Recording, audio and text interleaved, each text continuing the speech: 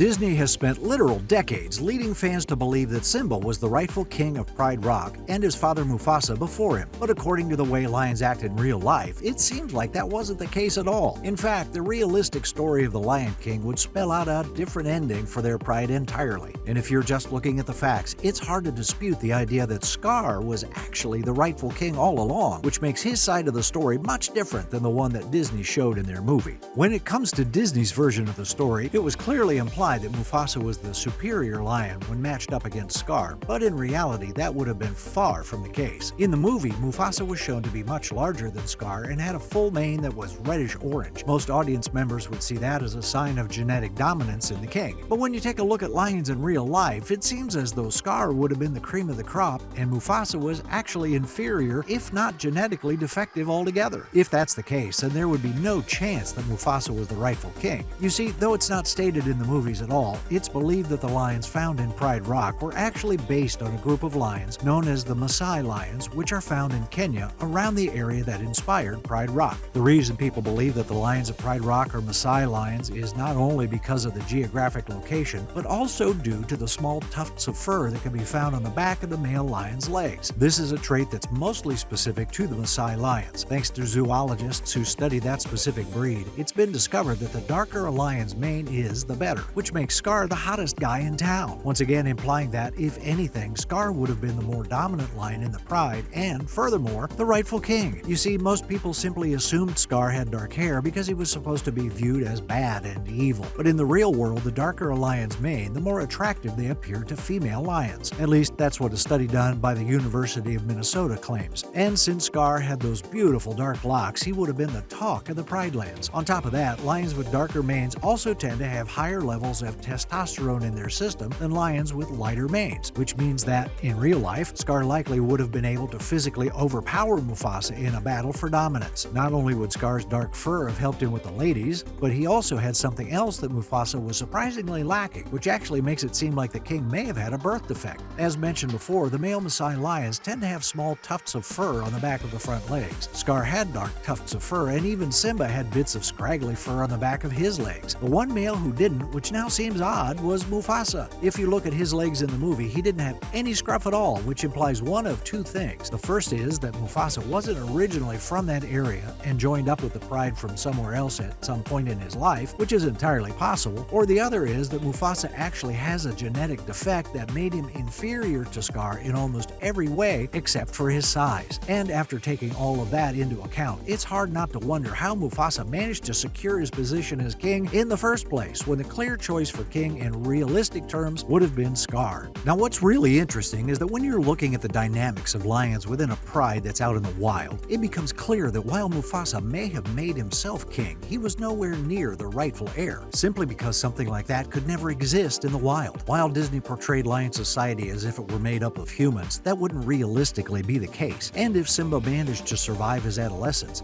he would not have been the automatic heir to the kingdom. Lions don't actually work like that in the wild. Dominant male lion doesn't simply pass on his crown and status as a leader to his firstborn cub. In fact, when a leader of a pride dies, he likely won't have any male cubs around to take over in the first place. This is because of the fact that in a real pride of lions, when a male cub reaches young adulthood at around 2 years of age, the leader of the pride will usually exile it. This is done for multiple reasons, the first of which is to reduce the chance of inbreeding within the pride, but it's also to reduce the chance of the already dominant male being overpowered and dethroned by one of his younger children. Interestingly enough, this is most likely what would have happened to Mufasa when he was younger. He would have been exiled from his original pride and forced into the next stage of his life. And this actually applies to how Mufasa would have actually become the king in real life, and while he may have been successful, no one would be able to consider him the so-called rightful king. This is where Mufasa and Scar's brotherhood would really form, as the young male lions would have been forced to band together until they could find a new place to call home. Much like his brother Mufasa, Scar likely would have been a victim of that pride mentality, and when he came of age, the dominant male of their respective prides would have exiled him. But don't worry, just because they get kicked out of their homes doesn't mean that most male lions are destined to spend their lives alone. In fact, in the wild, exiled male lions will often form small groups in order to survive, which are known as coalitions. lions. It seems likely that Mufasa and Scar would meet in a coalition after they both had been exiled. And what's really interesting is that a coalition is actually a step for male lions toward joining another pride. Better yet, it's what placed Mufasa in line to become a king, whether it's considered rightful or not. According to reports, after being kicked out of their original pride, these coalitions of male lions that are often made up of brothers or cousins will roam around in search of two things: new land and a pride they could possibly take over. Realistically, that would be the only way for a lion like Mufasa to become the king, and that hardly makes him the rightful heir.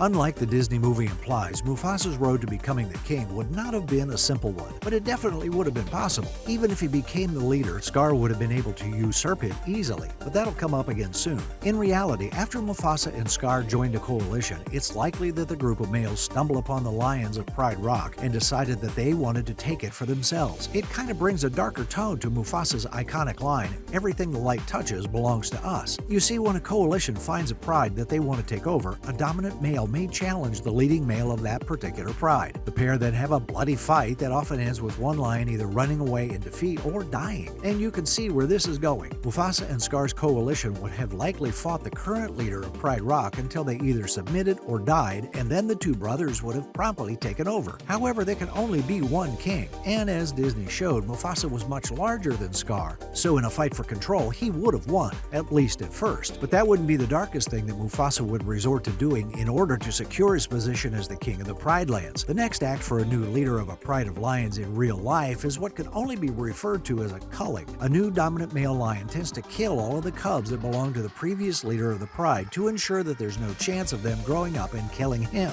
This means that Mufasa would have killed any young cub that lived in the Pride Lands before he got there, which is truly horrendous to think about. But as mentioned, there was nothing on his road to kingship that would have made Mufasa the so-called rightful king if the movie took place in real life. Another important thing to note, though, is this: if the Lion King was even more realistic and Mufasa was the king, Scar probably would have been able to take over in no time at all. As mentioned before, according to lion genetics, Scar was superior in every way, which means that he would have had the respect of all the lionesses. So even though he would have lost the first fight with Mufasa, as it was implied in the movie, after killing him in the gorge, Scar would have no problem taking control of the Pride Lands. The lionesses would gladly have accepted him as their king, and Simba would not have been welcomed back as he was at the end of the movie. In fact, in real life, Scar may have just eaten Simba alive as soon as Mufasa was killed. There would really be no reason to let him run away, and as mentioned before, the killing of a former king's cubs is part of what male lions do when they become the new leader. This means at the end of the day, Mufasa was never the rightful king of the Pride Lands, but instead he was just a placeholder. In truth, Scar was the lion that would have had the most successful reign in real life, and his lineage likely would have spread far beyond what the sequel implied. What do you think, though? Was Scar the rightful king of Pride Rock? Or do you think that Disney got it right with their perspective? Be sure to let me know in the comments below.